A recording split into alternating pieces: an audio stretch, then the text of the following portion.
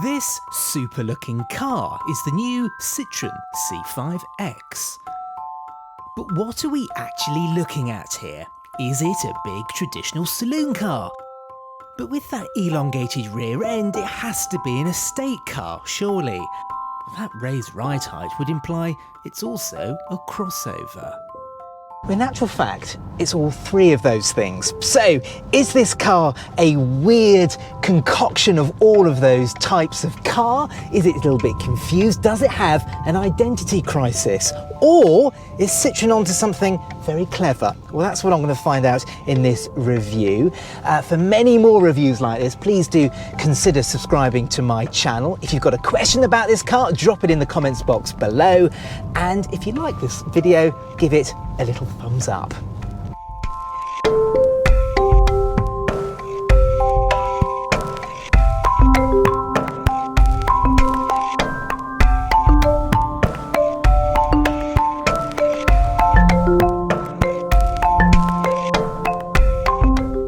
So the first question you're probably wanting to know is this another big Citroen? And by that, you're probably thinking it's yet another large car with a double chevron badge on the nose and it's doomed for failure in the UK. Yep, you're right to ask that, because in the UK, for some strange reason, we don't like big Citroens. We just don't buy them. We buy other things like BMWs and Mercedes, and even there was a time we'd go and buy a Ford instead. Just think about it. Over the last 20 years or so, there's been things like the Citroen Xantia, the Citroen XM, the Citroen C5, two versions of the C5. Do you see them on the roads these days? No. Did you ever see them on the roads at the time when they were brand new? Not really. There's another reason why Citroen has decided to do something a little bit different with this C5 X, and that's because, quite simply, people aren't buying large family saloon cars anymore. Not only are fleets turning their backs on these types of cars, but families, well, they've all gone into SUVs. When was the last time you saw a brand new Ford Mondeo parked very proudly on your neighbour's driveway? When was the last time you saw a brand new Vauxhall Insignia? The traditional family saloon car is dying. By not chasing the traditional competition like BMW and trying to deliver a sporty and enthusiastic driving experience, Citroen has been able to tap into one of their traditional brand values, which is producing comfortable cars. And my goodness me, is this a comfortable car? It actually reminds me of an old Jaguar, and compliments don't come much better than that. What it certainly does remind me of is an old Citroen, those old cars like the XM and the CX, where ride comfort was prioritised above everything else. Citroen call the ride in this car a magic carpet-like experience. Now, I wouldn't go quite as far as that, but it is unbelievably and so impressively comfy in here. There are three reasons why this car is so comfortable. Firstly, unsurprisingly, it's the suspension. Now, there are McPherson struts at the front, there's a multi-link arrangement at the back, and as we've seen with lots of other recent Citroens, Citroen has added its progressive cushion system to this car. It's a special kind of damper. I'm not going to bore you with it now, but it's a little bit different from the types of suspension which other manufacturers use, and it just makes the ride just that little bit more plush.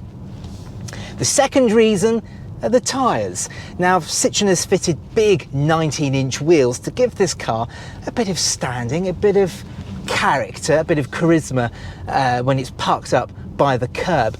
But they've also fitted very plump tyres, and what with this suspension and tyres with a deep sidewall, it just adds up to a very smooth and comfortable ride. Not only that, but the plug-in hybrid also gets Citroen's new Advanced Comfort Active suspension, where each damper is controlled individually from a central computer.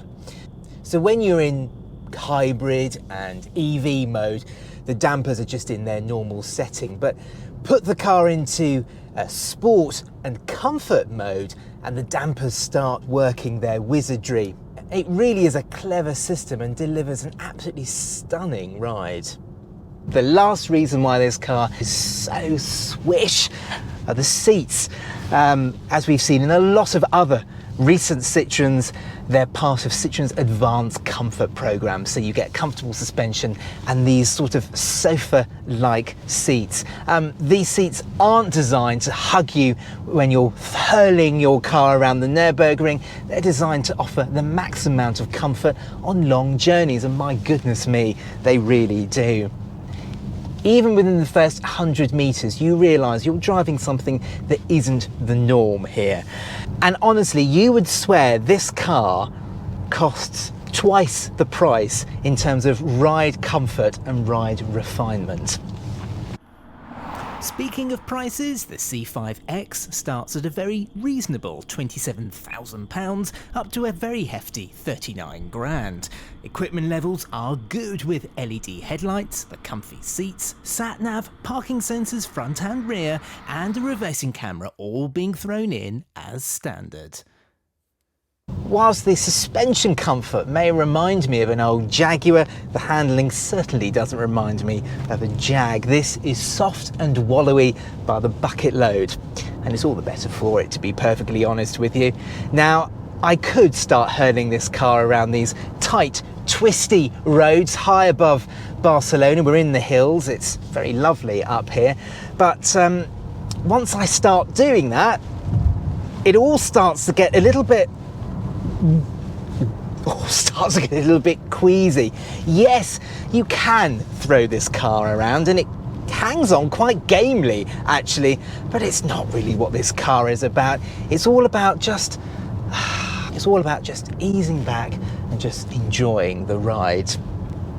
In the UK, there are 3 different engine options. There's a 1.2 3-cylinder turbocharged petrol engine, there's a 1.6 turbo petrol, and sitting right at the top of the range, and the car we've got here is the plug-in hybrid, which uses a 1.6 litre petrol engine and a battery to give a total of 225 horsepower.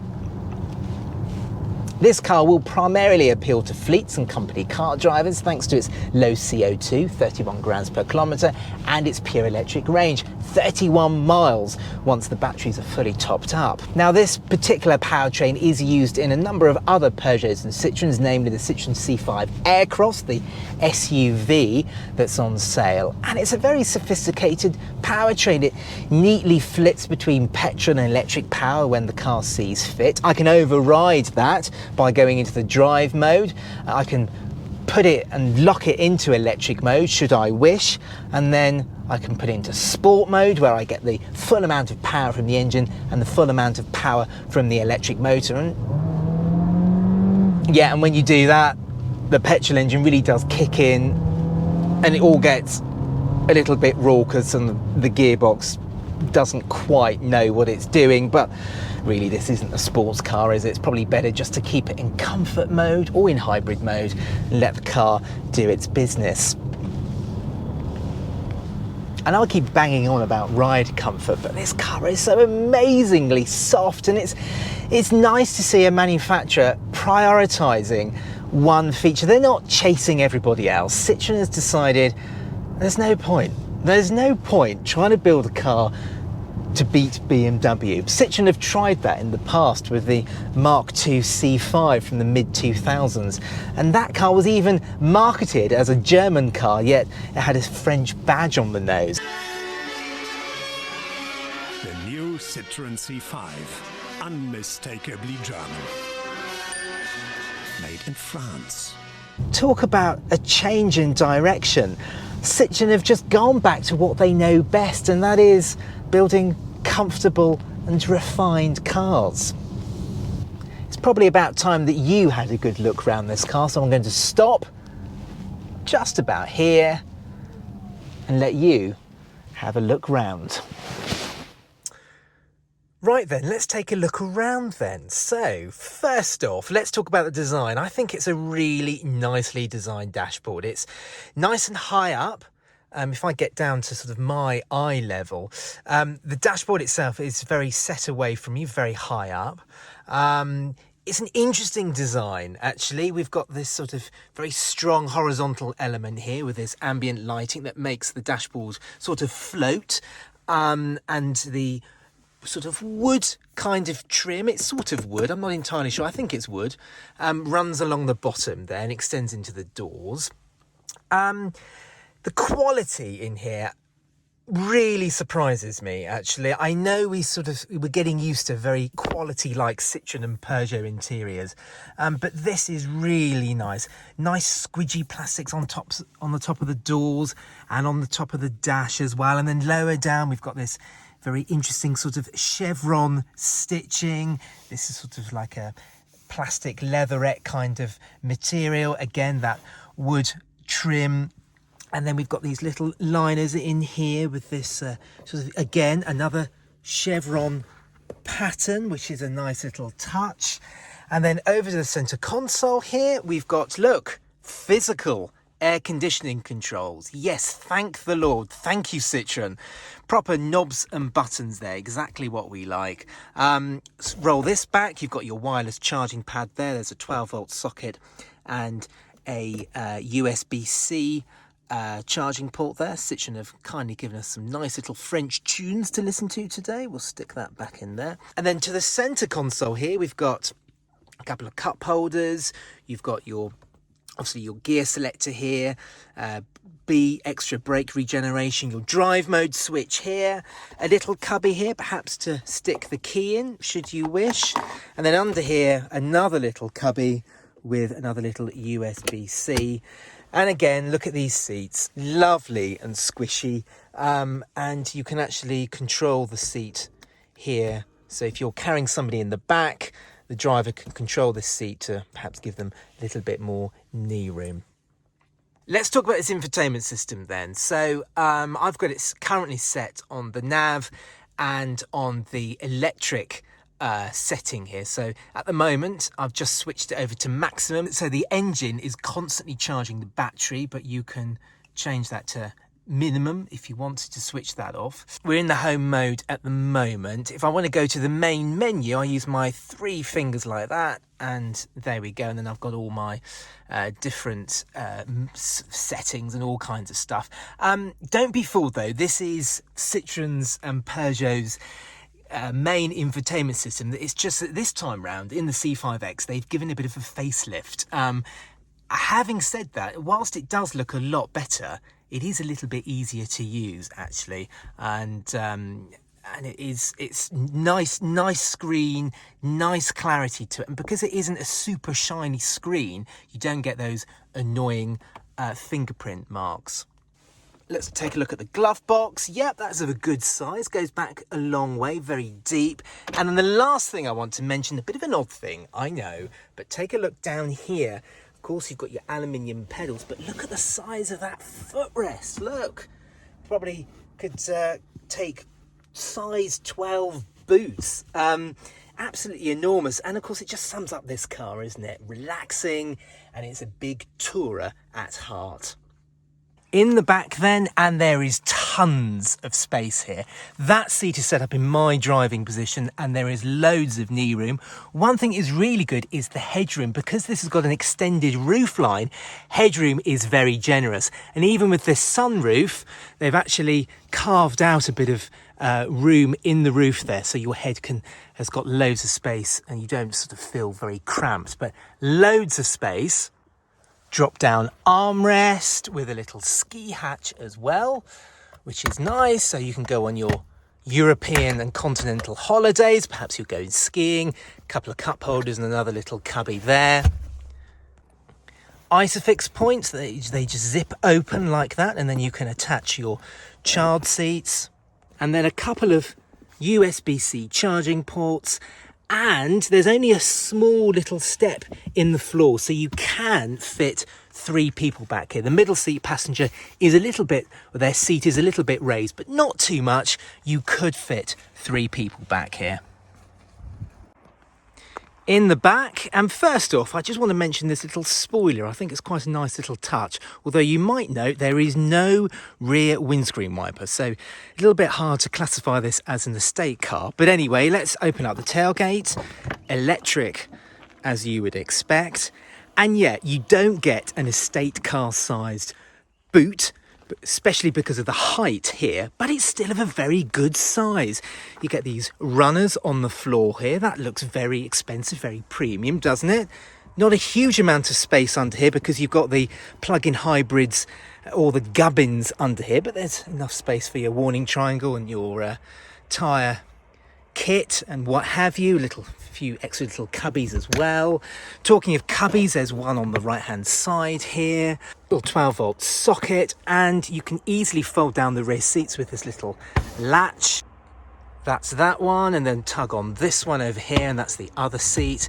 And yeah, not a completely flat loading area, but not too bad at all. And this is your parcel shelf. It's not really a shelf at all, it's just a little bit of netting. But yeah, not an estate car sized boot, but really not too bad at all.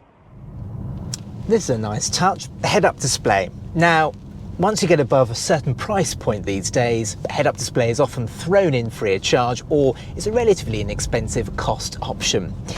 In this car, you get one thrown in. It's very crisp, very clear, very large.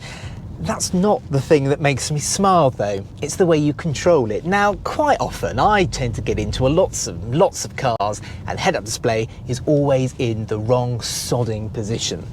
So in order to change it and tweak it just so you can see it, you end up diving into the center infotainment screen or having to flick between various menus in the digital display in front of you, and it's infuriating, and you end up just leaving it in the position that you found it. Not so in the C5 X, because look at this. Citroen has decided to add the controller to the little knob that controls the electric mirrors. So I can flick it left to control the left mirror, I can flick the knob to the right to control the right mirror, and I flick it forwards to control the head-up display. Absolutely fantastic! Things I don't like? Well, the brake pedal in this plug-in hybrid is a little bit difficult to actually stop this car smoothly, especially with the comfortable suspension. You find yourself sort of lunging forwards all the time, which can be a little bit ungraceful. Anything else? Oh, the volume knob is a bit of a stretch, isn't it? Now, it probably won't surprise you to know that I actually do quite like this car, but it's probably about time that I wrap it all up. I wrap up this video and tell you what I really think. So, is this a big traditional Citroen that's just going to spectacularly fail in the UK like most other big Citroens? And not only that, but is it a big Citroen that's got a bit of an identity crisis? Or has Citroen stumbled across something really quite clever? Well, I think it's a bit of both actually. Yes, this car won't appeal to everybody. I'm just thinking of the traditional BMW driver in the UK. They won't get this car at all. But having said all of that, I think Citroen might be onto something here. Now, there is no doubt about it, the traditional 3-box family saloon car is dying, and I think a lot of manufacturers might follow Citroen's lead. I'm thinking of cars like the Ford Mondeo and the Vauxhall Insignia. They could very easily move into this space. They've got all the interior flexibility of a saloon and estate car, yet they've got the fashionable good looks of an SUV. And by that, they're going to be appealing to more customers, and therefore, in theory, they're going to be selling more cars to more people. So Citroen might very well have gone in there first, and they might lead the way. What we could be looking at here is the first of a whole new type of car. So there we are then, that is the Citroen C5 X. Hopefully you've enjoyed this video. If you've got any questions, drop them in the comments box below. If you liked this video, then give it a little thumbs up. And for many more videos like this, please do consider subscribing to my channel.